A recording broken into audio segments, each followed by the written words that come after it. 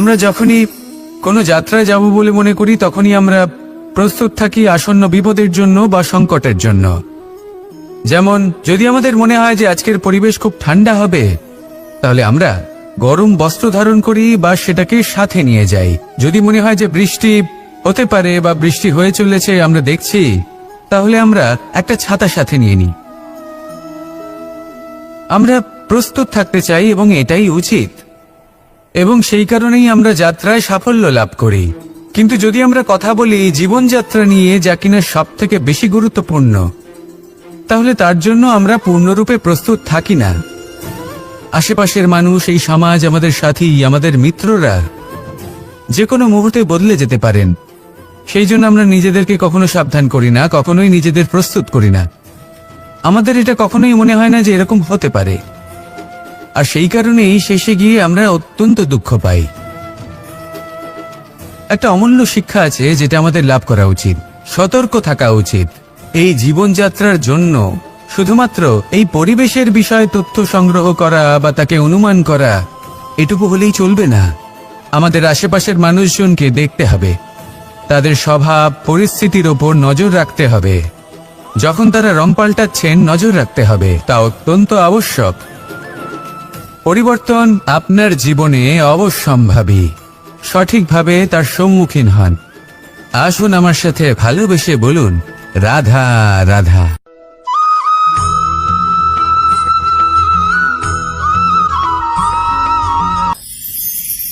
ঈশ্বর আসলে কে? সংসারের বেশিরভাগ মানুষের কাছে ঈশ্বর হলেন এই সংসারের রচয়িতা, পালনকর্তা। কারোর কাছে উনি জ্ঞাতা, কারোর কাছে উনি হলেন আস্থার প্রতীক, আবার কারোর জন্য শুধুমাত্র অন্ধ বিশ্বাস। কিন্তু এই ঈশ্বর কি কোনো শরীর, নাকি একটা বোধ, নাকি শুধুই শ্রদ্ধা? ঈশ্বর হলেন তিনি যিনি হলেন আপনার ইষ্ট। সেই জন্যই তো গুরু, মাতা, পিতা এনাদেরও ঈশ্বরই বলা হয়েছে। যাদেরকে আমরা ঈশ্বর বলে মনে করি, যারা আমাদের ইষ্ট, তারা আমাদের একটি পথ দেখান, একটি দিকে চালিত করেন। সেই পথে চলে আপনি শুভ কর্ম করতে পারেন। আর যখন কোনো ব্যক্তি তার ঈশ্বরের আদেশ পালন করেন, তখন সে নিজে থেকেই শুভ পথে অগ্রসর হয়ে যান।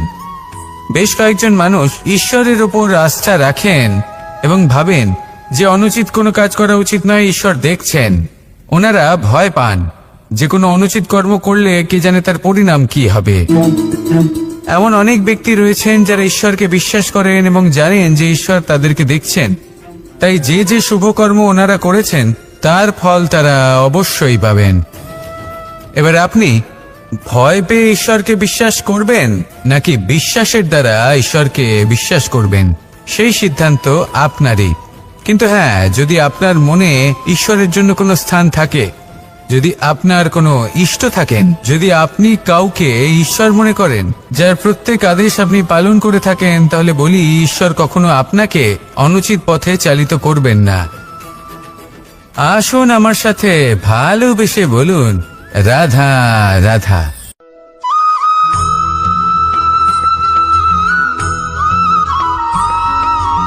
আমি রথে যাত্রা করি, তাতে বারবার পথে থামি আর দেখি যে আমি অনুচিত দিকে যাচ্ছি না তো, আমি উচিত পথেই যাচ্ছি তো। কারণটা কি? কারণ হলো যাতে আমি পথভ্রষ্ট না হয়ে যাই। জীবনযাত্রাতেও এটাই প্রয়োজন। জীবনযাত্রায় ভোগবিলাসের পথে হারিয়ে যাওয়া খুব সহজ। বারবার থেমে আপনাকে দেখতে হবে, নিজেকে কিছু প্রশ্ন করতে হবে। আমি কি আজ সেই কর্মই করছি যেটা আমি করতে চেয়েছিলাম? আমি কি আজ সেই জীবন যাপন করছি যেমন আমি যাপন করতে চেয়েছিলাম? যদি এই প্রশ্নগুলোর উত্তর হ্যাঁ হয়, তাহলে এগোতে থাকুন, নয়তো থেমে যান এবং বিচরণ করুন। মনে রাখবেন, এই সংসার অত্যন্ত জটিল, আর এতে হারিয়ে যাওয়া অত্যন্ত সরল। সেই জন্য নিজে থেকে বারবার থামা এবং জীবন চিন্তন করা অত্যন্ত আবশ্যক। তাহলে সেটাই করুন, আর আমার সাথে ভালোবেসে বলুন, রাধা রাধা।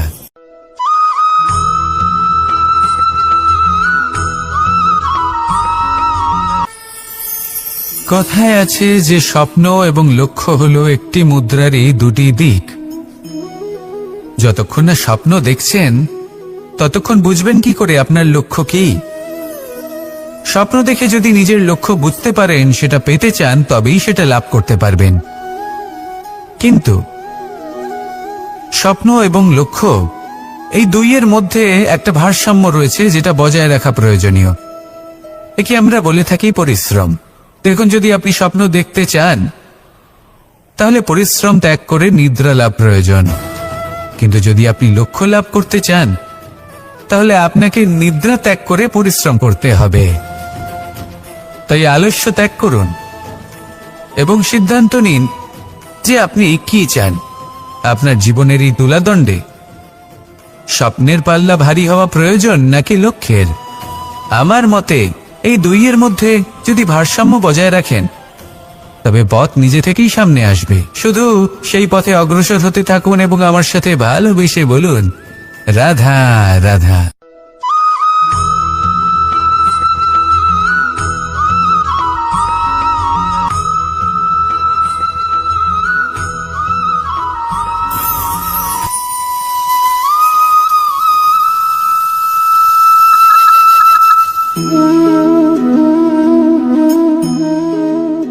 মোহনের বাঁশির এই সুর, এই সঙ্গীত কার না পছন্দ হয়? সবারই খুব ভালো লাগে। এবার এই সুর আসে কোথা থেকে? কেউ বলবেন কৃষ্ণের হৃদয় থেকে। সত্য কথা, এই সুর হৃদয় থেকে নির্গত হয় এবং প্রকট হয় এই বাঁশি থেকে। এই বাঁশিটাকে দেখুন, এই ছিদ্রগুলি দেখুন, প্রত্যেকটা সুর থেকে নিজস্ব একটা স্বর নির্গত হয়। এবার যে ব্যক্তি এই সমস্ত সুর এবং স্বর বুঝতে পারেন, এতে নিপুণ, তিনি এই বাঁশির দ্বারা যে সুর নির্গত করবেন তা তো মধুর অবশ্যই হবে। এবার জীবনের সাথেও কিছুটা এরকমই ঘটে। জীবনের কিছু নীতি থাকে, অর্থ, কুটুম্ব এবং আধ্যাত্মিক। যদি জীবনের প্রত্যেকটা মুহূর্ত সুখময় হয় এরকম আপনি চান, তাহলে এই তিনটি নীতিতে আপনাকে নিপুণ হতে হবে। কোনো একটি বিশেষ নীতির প্রতি যদি আপনি বেশি ঝুঁকে পড়েন তাহলে বাকি দুই নীতি থেকে যা সুখ লাভ করা সম্ভব তা পারবেন না। ধন অর্জন করতে হবে পরিবারের জন্য, পরিবারের সুখ মনের শান্তির জন্য, মনে শান্তির প্রয়োজন মনের শুদ্ধতার জন্য। যখন এই মন শুদ্ধ হবে, জীবন শুদ্ধ হবে, পবিত্র হবে, সুন্দর হবে এবং ভালোবেসে বলবে, রাধা রাধা।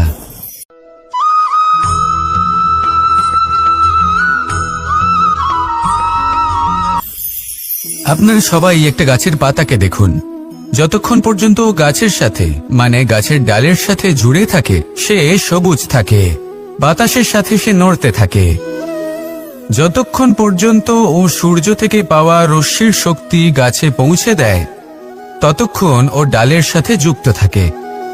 কিন্তু যখন সেই পাতা শুকিয়ে যায় তখন তার কোনো গুরুত্ব থাকে না। সেই পাতা গাছের ডালে এবং বৃক্ষের কাছে বোঝা হয়ে থেকে যায়। এবং এমন এক সময় আসে যখন সেই ডালটি শুকনো সেই পাতাকে পরিত্যাগ করে। এটাই আমরা এই প্রকৃতিতে দেখি এবং এটাই হলো সত্য। আর এটাই আমাদের জীবনে খুব বড় একটা শিক্ষা। যদি আপনিও নিজের জীবনে নিজের আপনজনদের কাছে বোঝা স্বরূপ হয়ে দাঁড়ান, তাহলে তারা আপনাকে যতই ভালোবাসুক না কেন, ওনারা যদি নাও চান তাহলেও এমন এক দিন আসবে যখন আপনার আপনজন আপনাকে পরিত্যাগ করবে। সেই জন্য সবসময় আত্মনির্ভর হয়ে ওঠার চেষ্টা করুন।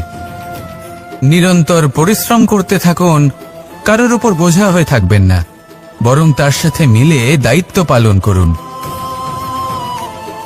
এমনটা করবেন তাহলে আপনার সম্মানও বজায় থাকবে এবং সম্পর্কের মধ্যে আপনার মূল্য বজায় থাকবে। আসুন আর আমার সাথে ভালোবেসে বলুন, রাধা রাধা।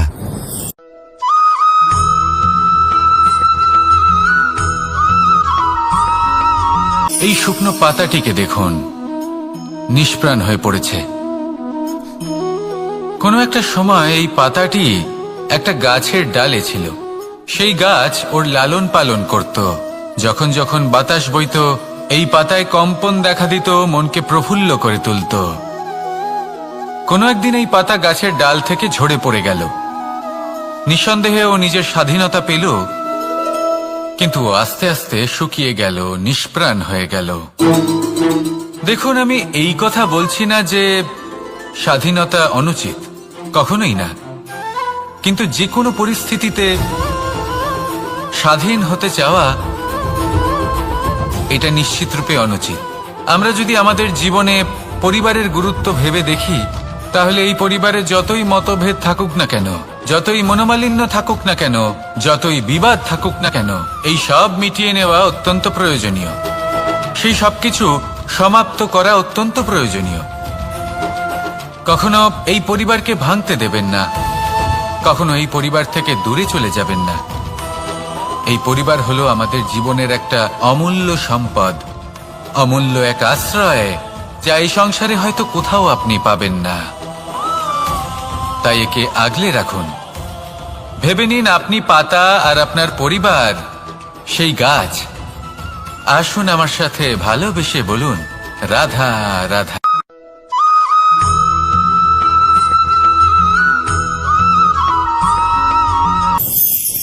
প্রেম আড়াই অক্ষর, মাত্র আড়াই অক্ষরের এই শব্দ প্রেম, এর মধ্যে ত্রিলোকের এবং সমগ্র ব্রহ্মাণ্ডের বীজ নিহিত আছে। এমন কি আছে যা এই প্রেম করতে পারে না? যেখানে শক্তি এবং বিদ্যা প্রয়োগ করে আপনি কিছুই করতে পারবেন না, সেটাও প্রেম দ্বারা অর্জন করা সম্ভব। প্রেম চাইলে পাথরেও ফুল ফোটাতে পারে। প্রেম চাইলে ন্যাড়া পাহাড়ের বুক চিরে নদীপথ তৈরি করতে পারে। চাইলে নিরক্ষর ব্যক্তিকে সংসারের শ্রেষ্ঠ জ্ঞানী করে তুলতে পারে। শুধুমাত্র এই প্রেমের জন্য সবার দুষ্ট কানাই ঘনশ্যাম হয়ে উঠেছিল। শুধুমাত্র এই প্রেমের টানেই ত্রিলোকের স্বামী দ্বারকাধীশ নির্ধন সুদামার পদসেবাও করেছিলেন। এই প্রেম হলো সংসারের সবথেকে বড় শক্তি। এই সংসারের আধার হলো প্রেম। এমন কিচ্ছু নেই যা এই প্রেমের পক্ষে সম্ভব নয়। যেখানে বিদ্যা এবং শক্তি সাহায্য করতে পারে না, সেখানে এই প্রেম আপনাকে জয়ী করে দিতে পারে। তাহলে আসুন আর আমার সাথে ভালোবেসে বলুন, রাধা রাধা।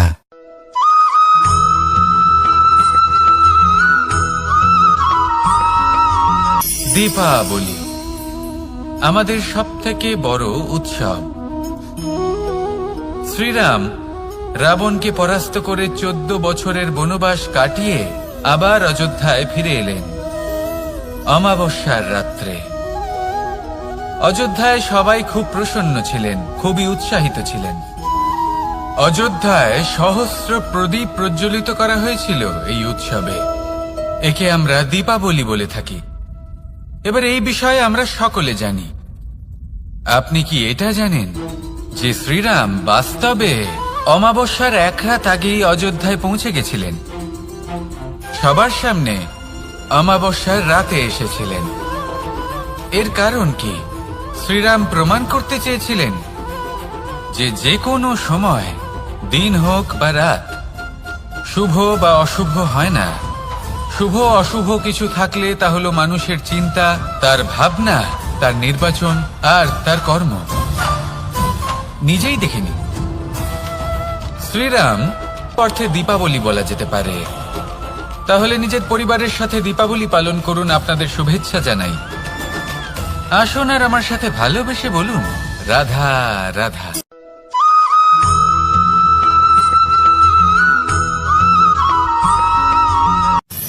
মানুষের এই জীবন, মানুষ জন্ম নেয়, একটা নির্দিষ্ট সময়ের পরে এই সংসার ত্যাগ করে চলেও যায়।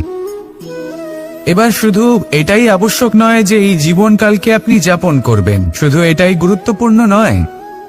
আবশ্যক এবং গুরুত্বপূর্ণ হলো এটা যে এই জীবনকালে আপনি এমন কিছু করেন যাতে এই সংসারের মঙ্গল হয়, যাতে এই সংসার আপনাকে মনে রাখে, আপনার থেকে প্রেরিত হয়, আপনার মতো হতে চায়, প্রত্যেক বছর আপনার জন্মতিথির অপেক্ষা করে।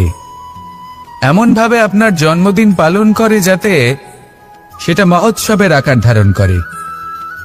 এবার এই জন্মদিন এমনি এমনি মহোৎসবে পরিণত হয় না। তখন হয় না যখন কোনো ব্যক্তি রাজার রূপে বা কোনো গোয়ালার রূপে জন্মগ্রহণ করে। তখন পরিণত হয় যখন একজন মানুষ জন্মগ্রহণের পরে এই সংসারকে কোনো শিক্ষা দিয়ে যান। কিভাবে একজন মানুষ গোয়ালা থেকে রাজা হতে পারে, কিভাবে একজন মানুষ অসত্য থেকে সত্যের পথে চলতে শুরু করেন, অধর্ম থেকে ধর্মের পথে চালিত হতে পারেন, কিভাবে অন্ধকার থেকে প্রকাশের দিকে যেতে পারেন, কিভাবে নিজের আত্মাকে পরমাত্মার সাথে মিলিত করতে পারেন। তা সে রামনবমী হোক বা জন্মাষ্টমী হোক, তাদের জীবনের সাথে জড়িত প্রত্যেক মুহূর্ত একটা পরবের আকার ধারণ করে। তাহলে আপনিও এইভাবে নিজের জীবন যাপন করতে থাকুন। এই সংসারে শুধু ভালোবাসা বিতরণ করুন, কিছুটা এমন ভাবে বিতরণ করুন যাতে আপনি এই সংসার থেকে চলে যাওয়ার পরেও এই সংসারে আপনি শুধুই ভালোবাসা বিতরণ করতে পারেন। যদি আপনি এরকম করেন, সংসারকে প্রেরণা দেন, তাহলে আপনার জীবনও রাধা কৃষ্ণের প্রেমের মতোই অলৌকিক এবং দৈব হয়ে উঠবে।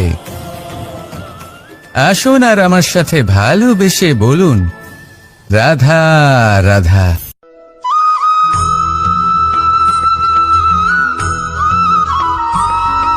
ভোজন। এই সংসারে যেই হোক না কেন, কোনো মানুষ হোক, কোনো প্রাণী হোক, কোনো কীট হোক বা কোনো বনস্পতি হোক, প্রত্যেকের জন্য ভোজন অতি আবশ্যক।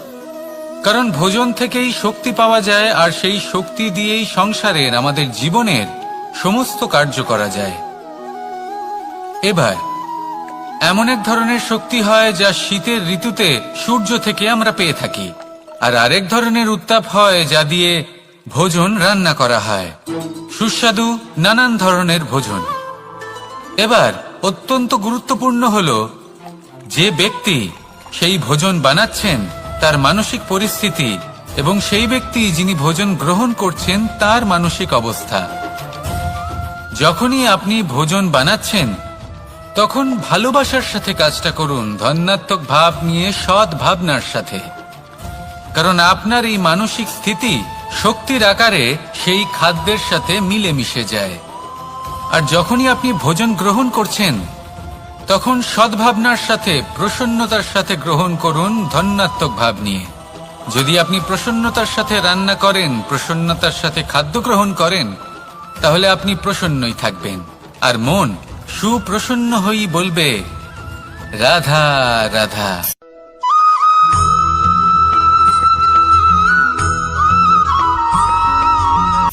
কথায় আছে সংসারে নাকি সকল রোগের ওষুধ আছে।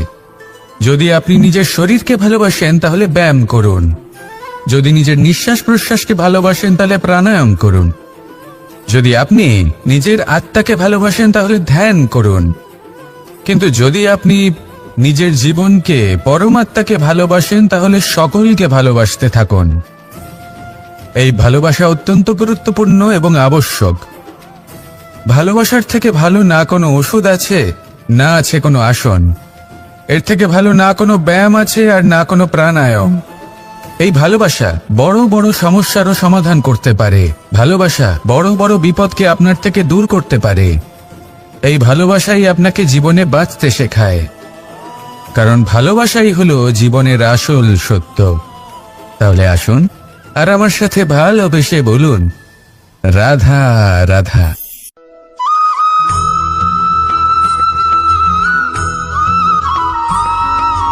আমি মনুষ্যরূপে জন্ম নিয়েছি এবং সমস্ত কর্ম এই রূপেই করেছি। কিন্তু আশ্চর্যের বিষয় হলো যে আজও মানুষ আসেন এবং হাত জোড় করে প্রার্থনা করেন যেন আমি ওনাদের সহায়তা করি।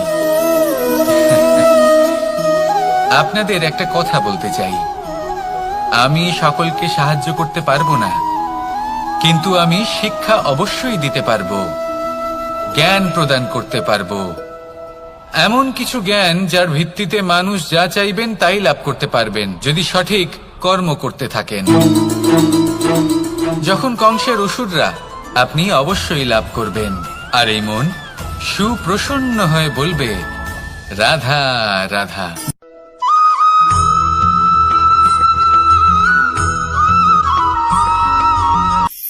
অর্থ, দ্বিতীয় পুরুষার্থ। এই অর্থ বলতে বেশিরভাগ মানুষই ধন মনে করেন, কিন্তু যদি অর্থের তাৎপর্য শুধুমাত্র ধন হয় তাহলে তা কিন্তু অত্যন্ত অনর্থকারী। তাহলে অর্থের অর্থ কি? অর্থ সেটাই যা আমাদের জীবনের জন্য প্রয়োজনীয়, যা আমাদের সুখ দান করে, শান্তি প্রদান করে, কারণ সেটাই সবথেকে মূল্যবান। মাতা পিতা, বন্ধু, আত্মীয় স্বজন, গুণ, পুণ্য, জ্ঞান, এই সব কিছু মিলে অর্থ তৈরি হয়। আর সঠিকভাবে বলতে গেলে এটাই কিন্তু জীবনের আসল অর্থ। তাহলে আসুন আমার সাথে ভালোবেসে বলুন, রাধা রাধা।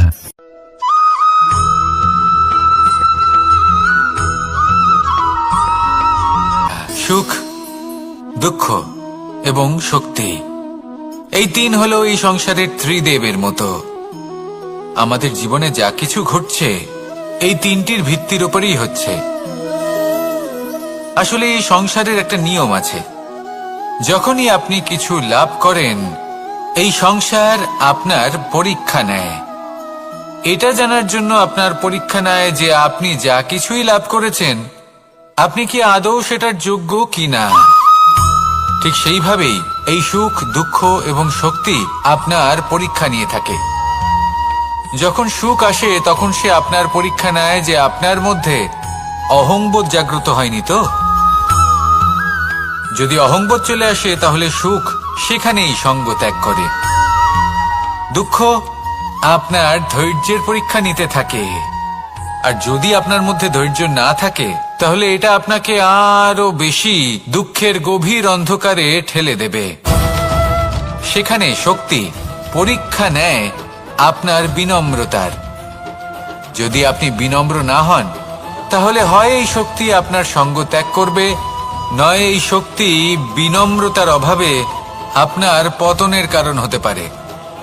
এই সংসারে যে কোনো ব্যক্তি যিনি এই পরীক্ষায় উত্তীর্ণ হয়ে থাকেন এই জীবনে তিনি সাফল্য লাভ করেন।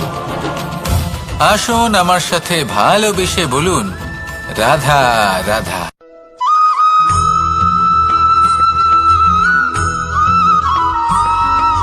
দিশা আমাদের পথ প্রদর্শন করে,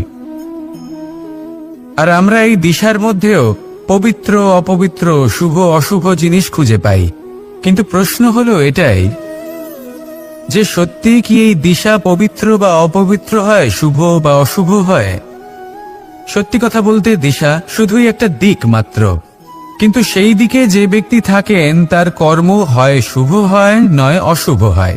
যেমন ধরুন সূর্য, সূর্য যাকে ছাড়া আমাদের জীবন চলতে পারে না, উনি উদিত হন পূর্ব দিক থেকে, এবং এই কারণে সূর্য মহান নন বা পবিত্র নন যে উনি পূর্ব দিক থেকে উদিত হন। উনি এই কারণে মহান কারণ উনি আমাদের সকলকে প্রকাশ প্রদান করেন, এবং পূর্ব দিক এই কারণে মহান কারণ সেদিক থেকে সূর্যোদয় হয়। এবার সূর্যাস্ত হয়ে থাকে পশ্চিম দিক থেকে, আর তাই বেশিরভাগ মানুষ পশ্চিমকে অশুভ মনে করেন, অপবিত্র মনে করেন। সেখানেই যদি আমি উত্তর এবং দক্ষিণের কথা বলি তাহলেও সেই একই ব্যাপার। উত্তর দিকে যদি আমরা কখনো যাত্রা করতে চাই তাহলে আমরা নিঃসংকোচে কোনো ভাবনা চিন্তা ছাড়াই যাত্রা করতে পারি। সেখানেই দক্ষিণ দিকে যদি আমরা যাত্রা করতে চাই তাহলে আমরা শুভ মুহূর্ত খুঁজি। কারণটা কি? কারণ উত্তর দিকে হিমালয় পর্বত আছে, যেখানে আমরা জড়িবুটি খুঁজে পাই, যেখান থেকে পবিত্র নদী প্রবাহিত হয়। সেখানেই দক্ষিণ দিকে আছে বিশাল নোনা জলের সাগর। এমন একটা স্থানও আছে যেখানে লঙ্কাপতি রাবণ থাকতেন। আর হয়তো এই সকল কর্মের কারণেই আমাদের দৃষ্টিভঙ্গি এমন হয়ে গেছে। তাই আপনার কর্ম সবসময় যথাসম্ভব শ্রেষ্ঠ রাখুন, কারণ আপনার কর্ম শুধু আপনার জন্যই নয়, আপনি যেখানে আছেন, আপনার কুল, আপনার স্থান, আপনার দিশা, এই সব কিছুর ওপর তার প্রভাব পড়বে। তাই সবসময় শুভ কর্ম করুন এবং আমার সাথে ভালোবেসে বলুন, রাধা রাধা।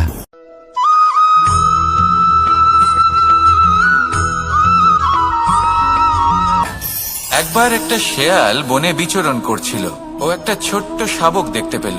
ও ভাবলো, আজ একেই আমি খাবার হিসেবে গ্রহণ করব। আশেপাশে দেখলো কেউ দেখছে না, তো কেউ ছিল না, আর সেই শাবকের ওপর আক্রমণ করল, যা হলো একটা ঘোর অপরাধ। বনের নিয়ম অনুসারে আপনি কখনোই শাবকের ওপর আক্রমণ করতে পারেন না। তারপর এই খবরটা যখন রাজা সিংহ জানতে পারলেন, সভার আয়োজন করলেন। কিন্তু সেখানে শেয়াল বলল, আমি তো এরকম কিছু করিনি। কিন্তু যদি আপনি এরকম বলেন, কোনো প্রমাণ দিন, এর কোনো সাক্ষী আছে? তখন রাজা সিংহ পেঁচাকে ডেকে পাঠালেন, যে সেই মুহূর্তে বৃক্ষের শাখার ওপর বসেছিল। সে সব কিছু দেখেছিল। পেঁচা সব সত্যি কথা বলল, আর শেয়ালকে মৃত্যুদণ্ড দেয়া হলো। এবার এই কাহিনী আমি আপনাকে কেন শোনালাম? কারণ মানুষও কখনো কখনো এরকম কর্ম করেন যা শিয়াল করেছে।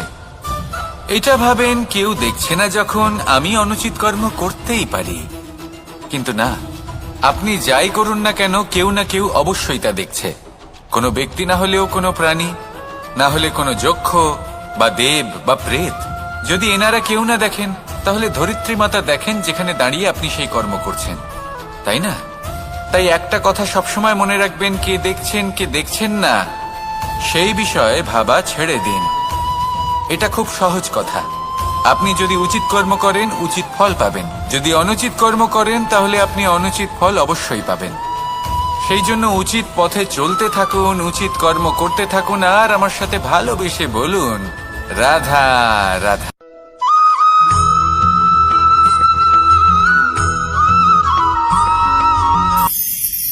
ঈশ্বর আসলে কে? সংসারের বেশিরভাগ মানুষের কাছে ঈশ্বর হলেন এই সংসারের রচয়িতা, পালনকর্তা। কারোর কাছে উনি জ্ঞাতা, কারোর কাছে উনি হলেন আস্থার প্রতীক, আবার কারোর জন্য শুধুমাত্র অন্ধ বিশ্বাস। কিন্তু এই ঈশ্বর কি কোনো শরীর, নাকি একটা বোধ, নাকি শুধুই শ্রদ্ধা? ঈশ্বর হলেন তিনি, যিনি হলেন আপনার ইষ্ট। সেই জন্যই তো গুরু, মাতা, পিতা এনাদেরও ঈশ্বরই বলা হয়েছে। যাদেরকে আমরা ঈশ্বর বলে মনে করি, যারা আমাদের ইষ্ট, তারা আমাদের একটি পথ দেখান, একটি দিকে চালিত করেন। সেই পথে চলে আপনি শুভ কর্ম করতে পারেন। আর যখন কোনো ব্যক্তি তার ঈশ্বরের আদেশ পালন করেন, তখন সে নিজে থেকেই শুভ পথে অগ্রসর হয়ে যান। বেশ কয়েকজন মানুষ ঈশ্বরের ওপর আস্থা রাখেন এবং ভাবেন যে অনুচিত কোনো কাজ করা উচিত নয়, ঈশ্বর দেখছেন। ওনারা ভয় পান যে কোনো অনুচিত কর্ম করলে কে জানে তার পরিণাম কি হবে। এমন অনেক ব্যক্তি রয়েছেন যারা ঈশ্বরকে বিশ্বাস করেন এবং জানেন যে ঈশ্বর তাদেরকে দেখছেন। তাই যে যে শুভকর্ম ওনারা করেছেন, তার ফল তারা অবশ্যই পাবেন। এবার আপনি ভয় পেয়ে ঈশ্বরকে বিশ্বাস করবেন, নাকি বিশ্বাসের দ্বারা ঈশ্বরকে বিশ্বাস করবেন, সেই সিদ্ধান্ত আপনারই।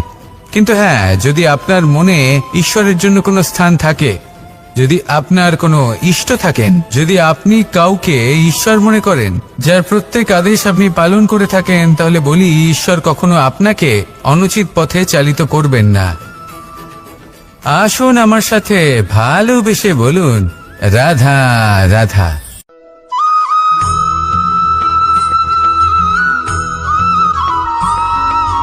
মানুষ যখন এই সংসারে প্রবেশ করে, অর্থাৎ জন্মগ্রহণ করে, তখন নিশ্চিন্তে থাকে, আনন্দে থাকে। কিন্তু যেই মাত্র তার মধ্যে বোধশক্তি আসে, তখন সে চিন্তা করতে শুরু করে। চিন্তা ভবিষ্যতের, সেই সমস্ত বিষয় নিয়ে চিন্তা করে যা ওর হাতে নেই। তারপর বড় হয়, বিবাহ সম্পন্ন হয়, গৃহস্থ জীবন যাপন করে, তারপর আবার চিন্তায় মগ্ন হয়ে যায়। ভাবে, এই যে আমার পরিবার, আমি কি ঠিকমতো তার খেয়াল রাখতে পারছি? কাল যখন আমি এই সংসার থেকে চলে যাব, তখন আমার এই পরিবারের দেখাশোনা কে করবে? শেষ পর্যন্ত এই পরিবার তো আমারই উত্তরদায়িত্ব। যাক, আপনাকে একটা প্রশ্ন করি। এই সংসারে আসার পূর্বে আপনি কি এই প্রশ্ন করেছিলেন, এটা ভেবেছিলেন যে আমাকে ছাড়া এই সংসার কিভাবে চলবে? করেননি, তাই তো? তাই আপনার এটা নিয়ে দুশ্চিন্তা করার প্রয়োজন নেই যে আপনি যখন এই সংসার ত্যাগ করে চলে যাবেন তখন কি হবে। আপনি যখন ছিলেন না, তখনও এই সংসার চলছিল। আপনি যখন এই সংসার ত্যাগ করবেন, তখনও এই সংসার চলতে থাকবে। যদি কোনো বিষয়ের প্রভাব থাকে তা হলো আপনার আজকের তথা বর্তমানের কর্ম, অর্থাৎ আজ আপনি কি করছেন, কার জন্য মঙ্গল করছেন, কাকে প্রেরণা দিচ্ছেন, কাকে সাহায্য করছেন, কোন উদাহরণ প্রস্তুত করছেন। আপনি এই সংসারে যে ছবি অঙ্কন করবেন, সংসার সেটাই মনে রাখবে। তাহলে শুধু সৎকর্ম করুন, মঙ্গল করতে থাকুন, আর আমার সাথে ভালোবেসে বলুন রাধা রাধা।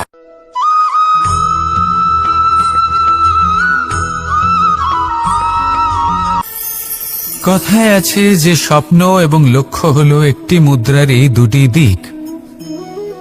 যতক্ষণ না স্বপ্ন দেখছেন ততক্ষণ বুঝবেন কি করে আপনার লক্ষ্য কি। স্বপ্ন দেখে যদি নিজের লক্ষ্য বুঝতে পারেন, সেটা পেতে চান, তবেই সেটা লাভ করতে পারবেন। কিন্তু স্বপ্ন এবং লক্ষ্য এই দুইয়ের মধ্যে একটা ভারসাম্য রয়েছে, যেটা বজায় রাখা প্রয়োজনীয়। একে আমরা বলে থাকি পরিশ্রম। দেখুন, যদি আপনি স্বপ্ন দেখতে চান তাহলে পরিশ্রম ত্যাগ করে নিদ্রা লাভ প্রয়োজন। কিন্তু যদি আপনি লক্ষ্য লাভ করতে চান তাহলে আপনাকে নিদ্রা ত্যাগ করে পরিশ্রম করতে হবে। তাই আলস্য ত্যাগ করুন এবং সিদ্ধান্ত নিন যে আপনি কি চান। আপনার জীবনের এই তুলাদণ্ডে স্বপ্নের পাল্লা ভারী হওয়া প্রয়োজন নাকি লক্ষ্যের? আমার মতে এই দুইয়ের মধ্যে যদি ভারসাম্য বজায় রাখেন তবে পথ নিজে থেকেই সামনে আসবে। শুধু সেই পথে অগ্রসর হতে থাকুন এবং আমার সাথে ভালোবেসে বলুন রাধা রাধা।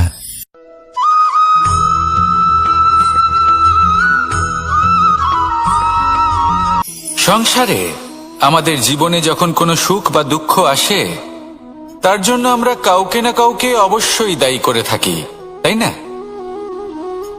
এই ব্যক্তি আমাদের সাথে এরকম কাজ করেছেন, তাই আমার সাথে এমন হলো। ওই ব্যক্তি যদি এমনটা না করতেন তাহলে আজ আমি ওই স্থানে পৌঁছতে পারতাম। সবই আপনার দৃষ্টিভঙ্গির ওপর নির্ভরশীল, আর যদি আপনার দৃষ্টিভঙ্গি এমন হয় তাহলে তা অনুচিত। সত্যি কথা বলতে এই সংসারে ভিন্ন ভিন্ন ধরনের মানুষ আছে। এটা আপনার ওপর নির্ভর করছে কিভাবে তাদের স্বাগত জানাবেন। একবার ভাবুন, আমি আমার দুটো হাত সামনে নিয়ে এলাম, দুটো মুঠো খুলে দিলাম। দুই প্রকারের মানুষ আসবেন, কিছু না কিছু দিয়ে যাবেন। এই মুঠো যদি আমি বন্ধ করে দিই তাহলে না কেউ আমাকে কিছু দিতে পারবে, না আমার কিছু যাবে আসবে। নিশ্চয়ই বুঝতে পারছেন এই দুই ধরনের ব্যক্তি কারা এবং তারা কি দিয়ে যান। আমি যদি নিজের মুঠো খুলে দিই তাহলে কিছু ভালো মানুষ আসবেন, আমাকে আনন্দ, সন্তুষ্টি, জ্ঞান প্রদান করে যাবেন, ভালো অভিজ্ঞতা দিয়ে যাবেন। কোনো খারাপ ব্যক্তি যদি আসেন তাহলে তিনিও খারাপ অভিজ্ঞতা দেবেন, যার থেকে আমি শিক্ষা লাভ করব। এই সব কিছু আমি লাভ করতে পারি। মুঠো যদি বন্ধ করে রাখি তাহলে আমি কিছুই পাবো না। দেখুন, এই সংসারে প্রত্যেকের জীবনে এরকম, প্রত্যেকের জীবনে সবকিছুই আছে। ভালো খারাপ দুই মানুষই আছে, ভালো অভিজ্ঞতা আছে, খারাপ অভিজ্ঞতা আছে। নির্ভর করছে আপনার উপর যে আপনি কি করবেন, এনাদের স্বাগত কিভাবে জানাবেন, কার থেকে কি বুঝবেন, কি শিখতে পারবেন, আর কোন দৃষ্টিভঙ্গি নিয়ে অগ্রসর হবেন। এটাই নির্ধারণ করবে যে আপনার জীবন কেমন হবে। আসুন আমার সাথে ভালোবেসে বলুন রাধা রাধা।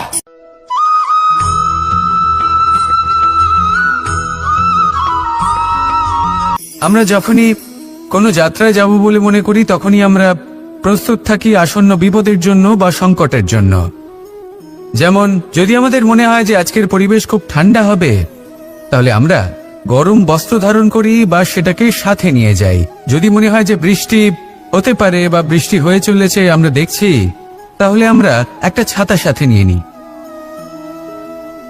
আমরা প্রস্তুত থাকতে চাই এবং এটাই উচিত, এবং সেই কারণেই আমরা যাত্রায় সাফল্য লাভ করি। কিন্তু যদি আমরা কথা বলি জীবনযাত্রা নিয়ে, যা কিনা সব থেকে বেশি গুরুত্বপূর্ণ, তাহলে তার জন্য আমরা পূর্ণরূপে প্রস্তুত থাকি না। আশেপাশের মানুষ, এই সমাজ, আমাদের সাথী, আমাদের মিত্ররা যে কোনো মুহূর্তে বদলে যেতে পারেন। সেই জন্য আমরা নিজেদেরকে কখনো সাবধান করি না, কখনোই নিজেদের প্রস্তুত করি না। আমাদের এটা কখনোই মনে হয় না যে এরকম হতে পারে, আর সেই কারণেই শেষে গিয়ে আমরা অত্যন্ত দুঃখ পাই। একটা অমূল্য শিক্ষা আছে যেটা আমাদের লাভ করা উচিত, সতর্ক থাকা উচিত। এই জীবনযাত্রার জন্য শুধুমাত্র এই পরিবেশের বিষয়ে তথ্য সংগ্রহ করা বা তাকে অনুমান করা এটুকু হলেই চলবে না। আমাদের আশেপাশের মানুষজনকে দেখতে হবে, তাদের স্বভাব পরিস্থিতির ওপর নজর রাখতে হবে। যখন তারা রং পাল্টাচ্ছেন নজর রাখতে হবে, তা অত্যন্ত আবশ্যক। পরিবর্তন আপনার জীবনে অবশ্যম্ভাবী, সঠিকভাবে তার সম্মুখীন হন। আসুন আমার সাথে ভালোবেসে বলুন, রাধা রাধা।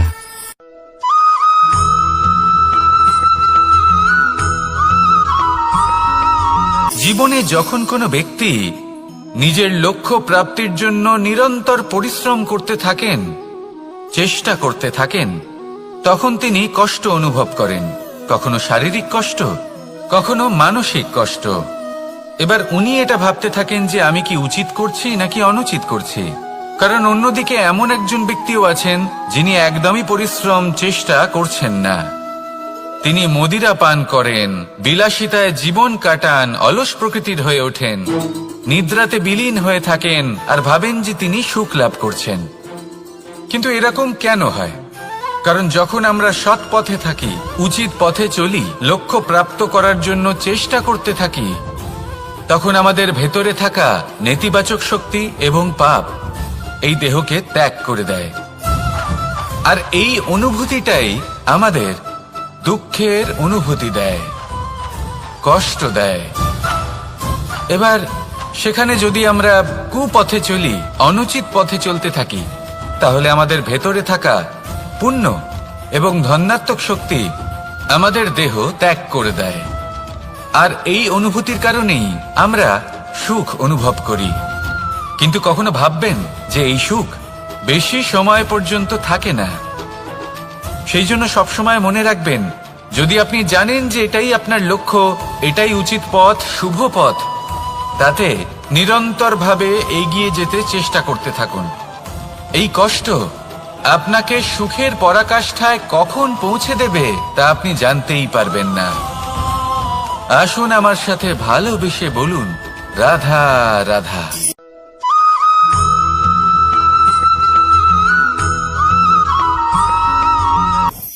আমি রথে যাত্রা করি, তাতে বারবার পথে থামি আর দেখি যে আমি অনুচিত দিকে যাচ্ছি না তো, আমি উচিত পথেই যাচ্ছি তো। কারণটা কি? কারণ হলো যাতে আমি পথভ্রষ্ট না হয়ে যাই। জীবনযাত্রাতেও এটাই প্রয়োজন। জীবনযাত্রায় ভোগবিলাসের পথে হারিয়ে যাওয়া খুব সহজ। বারবার থেমে আপনাকে দেখতে হবে, নিজেকে কিছু প্রশ্ন করতে হবে। আমি কি আজ সেই কর্মই করছি যেটা আমি করতে চেয়েছিলাম? আমি কি আজ সেই জীবন যাপন করছি যেমন আমি যাপন করতে চেয়েছিলাম? যদি এই প্রশ্নগুলোর উত্তর হ্যাঁ হয়, তাহলে এগোতে থাকুন, নয়তো থেমে যান এবং বিচরণ করুন। মনে রাখবেন, এই সংসার অত্যন্ত জটিল আর এতে হারিয়ে যাওয়া অত্যন্ত সরল।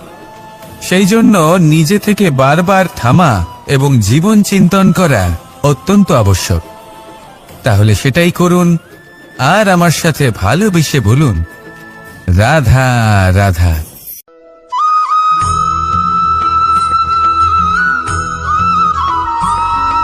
প্রত্যেক মানুষ নিজের জীবনে হীরক তথা হীরে এবং দর্পণ এই দুই দেখেছেন।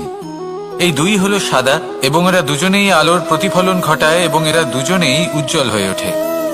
আপনি হয়তো মনে মনে ভাবছেন যে এটা কি ধরনের তুলনা করছি। একটা হীরে তো রত্ন, তার মূল্য দর্পণের থেকে অনেক গুণ বেশি। কিন্তু হীরে থাকাতে দর্পণের মূল্য কিন্তু কোনো অংশে কমে যায় না, তাই না? মানুষ যখন হীরে নিজের হাতে নেয় তখন সবার আগে কি খোঁজে? দর্পণ, যাতে তার মধ্যে দিয়ে দেখে সে বুঝতে পারে যে সেই হীরে আদৌ তার শোভাবর্ধন করছে কিনা, তাকে ভালো দেখাচ্ছে কিনা, প্রসাধনের জন্য সেটা ব্যবহার করা ঠিক হবে কিনা। অর্থাৎ হীরের উপস্থিতিতে দর্পণের গুরুত্ব কম হলো না। দর্পণের কারণে হীরের মূল্য বোঝা গেল। আমাদের জীবনেও ঠিক এরকমই ঘটে। আপনারা যদি সংসারে নিজের আশেপাশে দেখেন, এমন অনেক মানুষ দেখতে পাবেন যারা নিজেদের ক্ষেত্রে মহান স্থানে পৌঁছেছেন, নিপুণ এবং শ্রেষ্ঠ হয়েছেন। আর তাদের মধ্যে আপনার নিজের মনে হয় যেন আপনি হলেন দর্পণ। নিজেকে ছোট মনে করবেন না। আপনার মূল্য কম হচ্ছে না, আপনার নিজস্ব মূল্য আছে। আর যদি আপনার অস্তিত্ব না থাকে, তাহলে ওনাদের অস্তিত্বের মূল্য সংসার বুঝতেই পারবে না। জীবনে সবসময় চেষ্টা করবেন যাতে আপনি আরো বেশি শ্রেষ্ঠ হয়ে উঠতে পারেন। আপনি নিজে যে স্থানে আছেন সেটাকে ছোট মনে করবেন না, তারও নিজস্ব একটা মূল্য আছে। যদি আপনি হিরে হয়ে থাকেন তাহলে অহংকার করবেন না, যদি আপনি দর্পণ হয়ে থাকেন তাহলে নিজেকে ছোট মনে করবেন না। আসুন আর আমার সাথে ভালোবেসে বলুন, রাধা রাধা।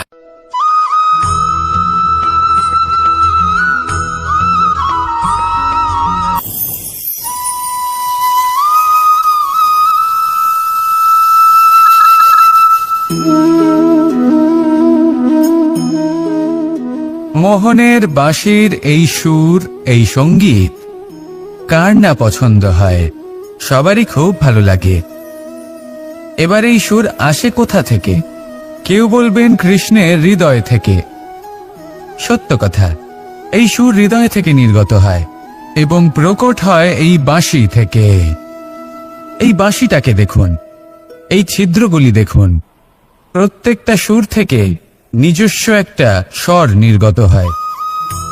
এবার যে ব্যক্তি এই সমস্ত সুর এবং স্বর বুঝতে পারেন, এতে নিপুণ, তিনি এই বাঁশির দ্বারা যে সুর নির্গত করবেন তা তো মধুর অবশ্যই হবে। এবার জীবনের সাথেও কিছুটা এরকমই ঘটে। জীবনের কিছু নীতি থাকে, অর্থ, কুটুম্ব এবং আধ্যাত্মিক। যদি জীবনের প্রত্যেকটা মুহূর্ত সুখময় হয় এরকম আপনি চান, তাহলে এই তিনটি নীতিতে আপনাকে নিপুণ হতে হবে। কোনো একটি বিশেষ নীতির প্রতি যদি আপনি বেশি ঝুঁকে পড়েন, তাহলে বাকি দুই নীতি থেকে যা সুখ লাভ করা সম্ভব তা পারবেন না। ধন অর্জন করতে হবে পরিবারের জন্য, পরিবারের সুখ মনের শান্তির জন্য, মনে শান্তির প্রয়োজন মনের শুদ্ধতার জন্য। যখন এই মন শুদ্ধ হবে, জীবন শুদ্ধ হবে, পবিত্র হবে, সুন্দর হবে এবং ভালোবেসে বলবে, রাধা রাধা।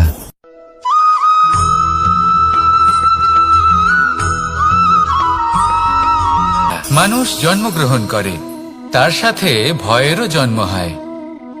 ছোটবেলা থেকেই আমাদের মনে কোনো না কোনো প্রকারের ভয় থেকেই যায়।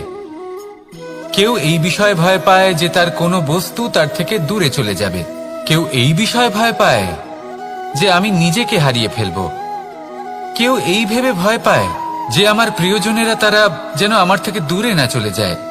কেউ এই ভেবে ভয় পায় যে আমরা যেন পথ না হারিয়ে ফেলি, আদি ইত্যাদি। কিন্তু সত্যি কথা বলতে, ভেবে দেখুন এই ভয় বাস্তবে কি? শুধুই একটা মনস্থিতি, আর কিছুই নয়।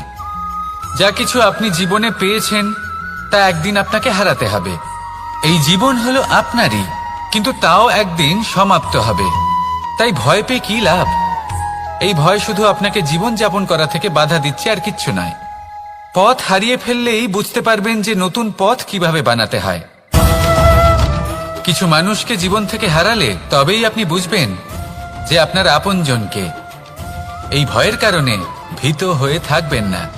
এই তারা নক্ষত্র অন্ধকারের অভাবে গুরুত্ব হারায়। শিবকেও মহাদেব হওয়ার জন্য বিষ পান করতে হয়েছিল। প্রত্যেক পরিস্থিতি, প্রত্যেক সাফল্য আপনার পরীক্ষা নেবে, তাতে উত্তীর্ণ হওয়া হলো আপনার কর্ম। যখনই আপনি ভয় পাবেন বা সংকটের সম্মুখীন হবেন, তখন সাহসের সাথে তার সম্মুখীন হন। মনে রাখবেন, যে সম্মুখীন হতে জানে সাফল্য তার সাথে সবসময় থাকে। আসুন আর আমার সাথে ভালোবেসে বলুন, রাধা রাধা।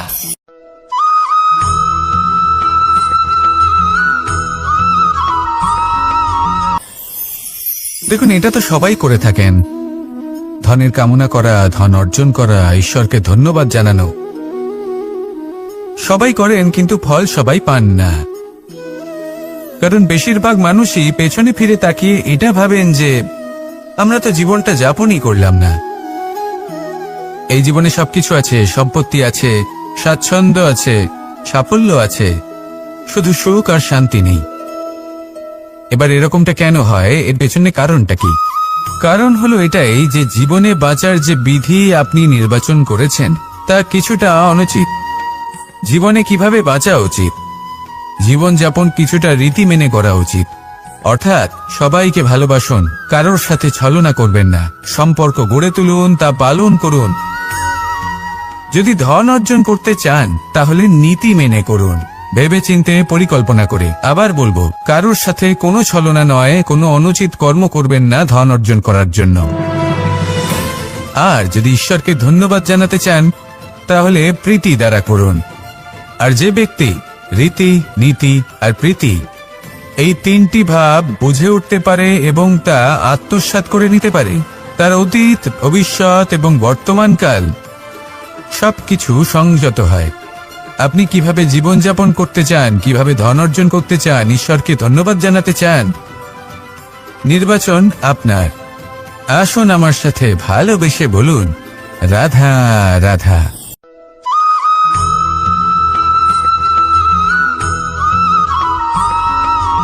এই সংসারে সবথেকে বেশি কোমল বস্তু হলো রেশম। এই রেশম এতটাই কোমল হয় যে এর পুরো একটা থান শুধুমাত্র একটা হাতে ধরা সম্ভব। কখনো ভেবে দেখেছেন এই রেশম কিভাবে হয়? একটি কীট তার লালার দ্বারা উৎপন্ন হয়। এই কীট সেই রেশমকে পাক দিতে থাকে, পাক দিতেই থাকে আর আস্তে আস্তে তার মধ্যেই জড়িয়ে পড়ে। শেষে ওর এই সুন্দর অমূল্য সৃষ্টি রেশমের এই সুতো তার নির্মাণ কার্য পূর্ণ হয়, কিন্তু তাতেই ও নিজে বন্দী হয়ে যায়। নিজেরই মায়াজালের এই বন্দী গৃহে নিজেই ফেঁসে যায়। এবার এই সুতোকে ব্যবহারযোগ্য করে তোলার জন্য এই কীটগুলিকে এই কবচের সাথেই ফুটন্ত জলে ফেলে দেওয়া হয়। এই সংসারে যদি আমাদের স্বপ্ন এই সংসারের দুঃখ হরণ করার জন্য, এই সংসারে সুখ বিতরণ করার জন্য হয়, তবেই আমাদের প্রগতি সম্ভব। যদি আমাদের এই স্বপ্ন শুধুই আমাদের এবং আমাদের স্বার্থ সিদ্ধির জন্য হয়, তাহলে এই স্বপ্ন আমাদের অন্ধ করে দেবে, আমাদের অন্ধকারের পথে নিয়ে যাবে, আর আমরাও সেই কীটের মতো হয়ে যাব। নিজেদেরই মায়াজালে আমরা নিজেই ফেঁসে যাব, আর শেষে আমরা যদি কিছু লাভ করি তা হবে একাকিত্ব, অন্ধকারময় মৃত্যু। তাই স্বপ্ন অবশ্যই দেখুন, কিন্তু এমন ভাবে স্বপ্ন দেখবেন না যে তার এই বন্দিগৃহে আপনি নিজেই ফেঁসে গেলেন। স্বপ্ন দেখুন পরোপকারের, পরমার্থের, সবাইকে উদ্ধারের, অন্ধকারের নয়। তবেই কল্যাণ হবে, আর তবেই এই হৃদয় প্রসন্ন হয়ে বলবে, রাধা রাধা।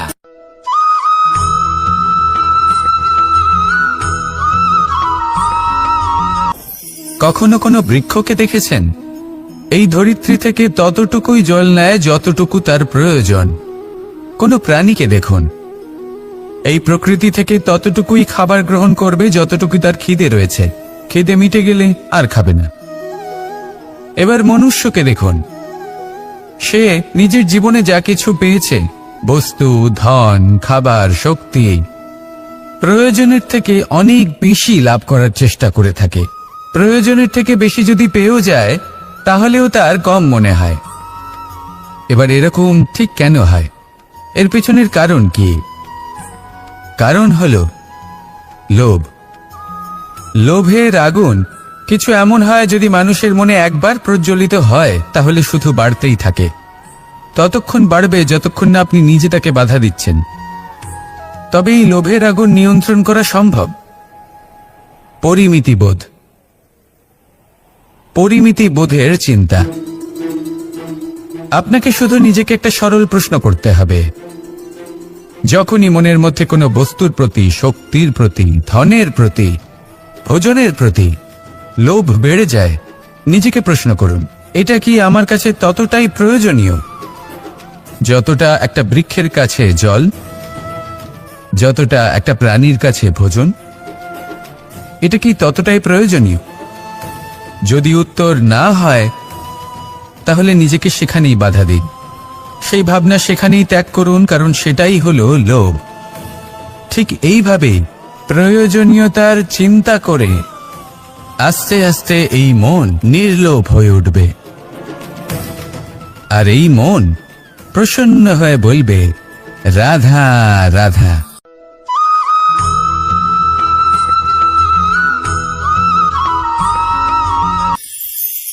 মানুষ যখনই কোনো কাজ করেন তখন ওনার মনে একটা প্রশ্ন অবশ্যই আসে যে এই কাজের পরে লোকে নিন্দা করবে নাকি প্রশংসা করবে। এই বিষয়ে ভাবতে ভাবতে ওনারা এটা বুঝতে ভুলে যান যে নিন্দা এবং প্রশংসার বিষয় ভেবে ওনারা নিজেদের একাগ্রতা এবং সমর্পণ দুটোই হারিয়ে ফেলেন। নিন্দা হবে ভেবে ভয় পাওয়ার কি প্রয়োজন? নিন্দাতে অনুচিত কি আছে? উচিত দৃষ্টিভঙ্গি দিয়ে ভেবে দেখুন। নিন্দা এবং প্রশংসা এই দুটোই হলো অনিবার্য। নিন্দা যখনই হয় তখন যে যাই বলুক না কেন, আপনি একটা সুযোগ লাভ করেন, একটা সুযোগ নিজের ভুল বুঝতে পারার, সেটা শুধরে নিতে পারেন, নিজের পথ বদলে নিতে পারেন আর সাফল্যের পথে অগ্রসর হতে পারেন। একটা শিক্ষা পাওয়া যায় এই নিন্দা দ্বারা। আর যখন প্রশংসা লাভ হয় তখন আমাদের মন আনন্দে ভরে ওঠে। এই দুটোই অত্যন্ত প্রয়োজনীয়। সেই জন্য নিন্দা এবং প্রশংসার এই খেলায় জীবনের অঙ্কটা বদলে ফেলবেন না, সেটা অনুচিত হবে। কারণ জীবন না শুধু নিন্দার বিষয় আর না শুধু প্রশংসার, জীবন হলো আত্মিক সুখের বিষয়। যখন আপনি কোনো শ্রেষ্ঠ কাজ করেন, আপনার মন আপনাকে বলে দেবে যে আজ আপনি কোনো শুভ কাজ করেছেন। সেটাই হলো আত্মিক সুখ, এটাই হলো জীবন। তাই নিন্দার মাধ্যমে যে দুঃখ জীবনে আসে বা ফেলে আসা অতীতের জন্য আপনার জীবনে যে দুঃখ আসে, সেগুলো ভাবা বন্ধ করে দিন আর কর্ম করুন এই বর্তমানের জন্য, আগামী ভবিষ্যতের জন্য। আসুন আমার সাথে ভালোবেসে বলুন, রাধা রাধা।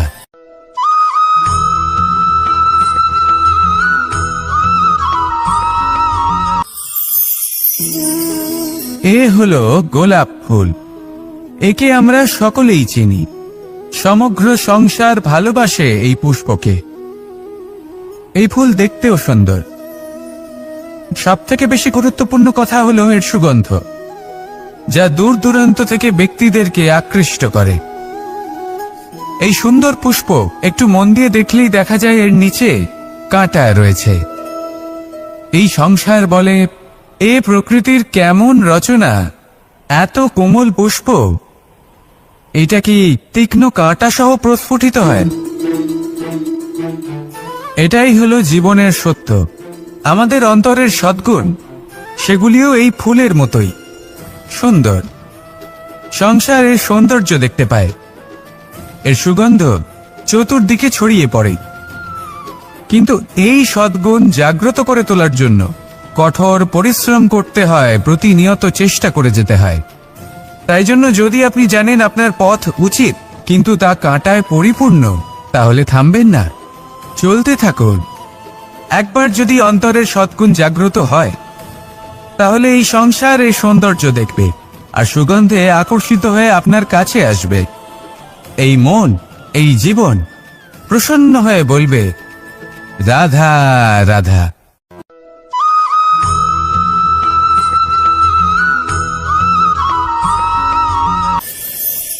প্রত্যেকটি মানুষ জীবনে কখনো না কখনো এই কথাটা নিশ্চয়ই শুনেছেন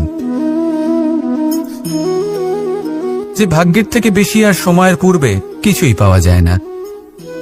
আর এটা সত্যিও বটে, কিন্তু এর থেকেও বড় একটা সত্যি আছে, আর সেটা হলো যে আপনি নিজেই নিজের ভাগ্য রচনা করতে পারেন নিজের কর্মের দ্বারা। যেমন ধরুন, যদি আপনার ভাগ্যে কোনো জিনিস না থাকে তাহলে সেটা এসেও চলে যাবে, আর যদি ভাগ্যে কিছু থাকে তাহলে তা নিজেই আসবে, যদি আপনি সেই কর্ম করেন। যেমন ধরুন পাণ্ডবরা, ওনাদের জীবন কি ছিল, ওনাদের সাথে কি হয়েছিল? ওনাদের পিতা বনবাসী হয়েছিলেন, অকাল মৃত্যু লাভ করেছিলেন। এবার এটাই যদি ওনারা নিজেদের ভাগ্য বলে মেনে নিতেন আর কিছুই না করতেন, তাহলে মহাভারতের সেই যুদ্ধে জয়লাভ করে সমস্ত ভূমণ্ডলের স্বামী কি করে হয়ে উঠতেন? অর্থাৎ হতে পারে সিংহ বনের রাজা, কিন্তু শিকার নিজে পায়ে হেঁটে তার কাছে আসে না। সেই ভোজন লাভ করার জন্য সিংহকে কর্ম করতেই হয়। তাহলে আপনার ভাগ্যে যেটা আছে সেটা আসবে, কিন্তু কর্মের জোরে আসবে। তাই কর্ম করতে থাকুন আর আমার সাথে ভালোবেসে বলুন, রাধা রাধা।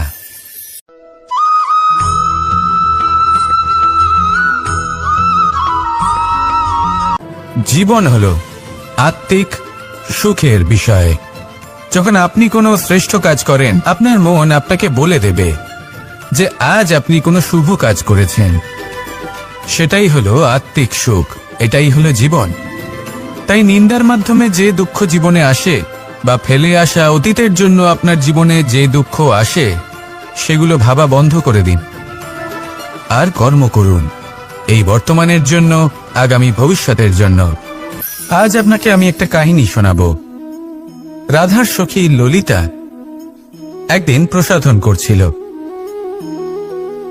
ও দর্পণে নিজেকে দেখল, আর তখন ওর প্রসাধন ওর ভালো লাগলো না।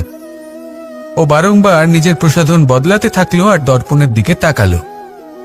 কখনো ফুল বদলালো, কখনো বস্ত্র বদলালো, কখনো আভূষণ বদলালো, কিন্তু কিছুতেই নিজের প্রসাধন ওর ভালো লাগলো না। ওর মনে হতে লাগলো যেন ওর রূপ ওকে ত্যাগ করেছে। ও এই কথা রাধাকে বলল। রাধা ওই দর্পণের দিকে তাকালো, একটা বস্ত্র নিল আর সেই দর্পণকে স্বচ্ছ করে তুলল। তারপর ললিতা ওই দর্পণের দিকে তাকালো আর ও নিজের উদ্ভাসিত রূপ দেখতে পেল, নিজের সৌন্দর্য দেখতে পেল। তাৎপর্য মালিন্য দর্পণে ছিল, তার রূপে নয়। ঠিক সেইভাবেই এই দর্পণের মতোই হলো আমাদের মন।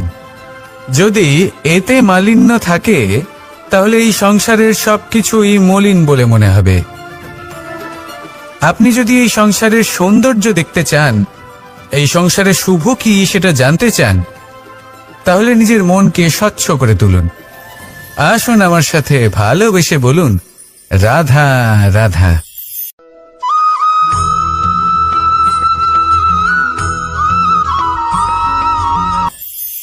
আপনি কখনো কখনো নিশ্চয়ই কোনো ব্যক্তিকে এটা বলতে শুনেছেন, বা আপনি নিজে বলেছেন বা ভেবে দেখেছেন যে আমি আমার নিজের জীবনে যেটা করতে চেয়েছিলাম সেটা করতে পারলাম না, যে লক্ষ্য অর্জন করতে চেয়েছিলাম সেটা অত্যন্ত কঠিন ছিল, আমি এগোতে পারলাম না, আদি ইত্যাদি।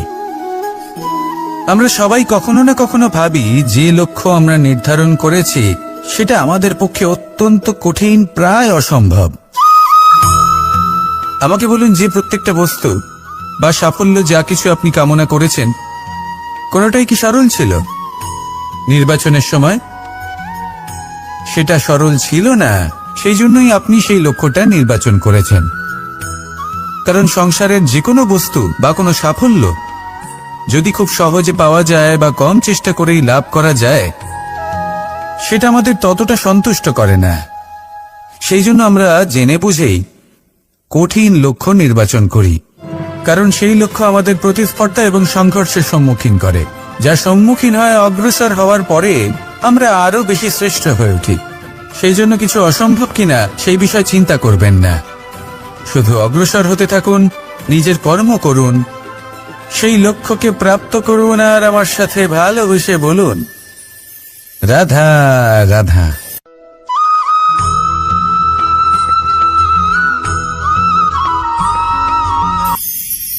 ঈশ্বর আসলে কে? সংসারের বেশিরভাগ মানুষের কাছে ঈশ্বর হলেন এই সংসারের রচয়িতা, পালনকর্তা। কারোর কাছে উনি জ্ঞাতা, কারোর কাছে উনি হলেন আস্থার প্রতীক, আবার কারোর জন্য শুধুমাত্র অন্ধ বিশ্বাস। কিন্তু এই ঈশ্বর কি কোনো শরীর, নাকি একটা বোধ, নাকি শুধুই শ্রদ্ধা? ঈশ্বর হলেন তিনি যিনি হলেন আপনার ইষ্ট। সেই জন্যই তো গুরু মাতা, পিতা এনাদেরও ঈশ্বরই বলা হয়েছে। যাদেরকে আমরা ঈশ্বর বলে মনে করি, যারা আমাদের ইষ্ট, তারা আমাদের একটি পথ দেখান, একটি দিকে চালিত করেন। সেই পথে চলে আপনি শুভ কর্ম করতে পারেন। আর যখন কোনো ব্যক্তি তার ঈশ্বরের আদেশ পালন করেন, তখন সে নিজে থেকেই শুভ পথে অগ্রসর হয়ে যান। বেশ কয়েকজন মানুষ ঈশ্বরের ওপর আস্থা রাখেন এবং ভাবেন যে অনুচিত কোনো কাজ করা উচিত নয়, ঈশ্বর দেখছেন। ওনারা ভয় পান যে কোনো অনুচিত কর্ম করলে কে জানে তার পরিণাম কি হবে। এমন অনেক ব্যক্তি রয়েছেন যারা ঈশ্বরকে বিশ্বাস করেন এবং জানেন যে ঈশ্বর তাদেরকে দেখছেন, তাই যে যে শুভকর্ম ওনারা করেছেন তার ফল তারা অবশ্যই পাবেন। এবার আপনি ভয় পেয়ে ঈশ্বরকে বিশ্বাস করবেন নাকি বিশ্বাসের দ্বারা ঈশ্বরকে বিশ্বাস করবেন, সেই সিদ্ধান্ত আপনারই। কিন্তু হ্যাঁ, যদি আপনার মনে ঈশ্বরের জন্য কোনো স্থান থাকে, যদি আপনার কোনো ইষ্ট থাকেন, যদি আপনি কাউকে ঈশ্বর মনে করেন, যার প্রত্যেক আদেশ আপনি পালন করে থাকেন, তাহলে বলি ঈশ্বর কখনো আপনাকে অনুচিত পথে চালিত করবেন না। আসুন আমার সাথে ভালোবেসে বলুন, রাধা রাধা।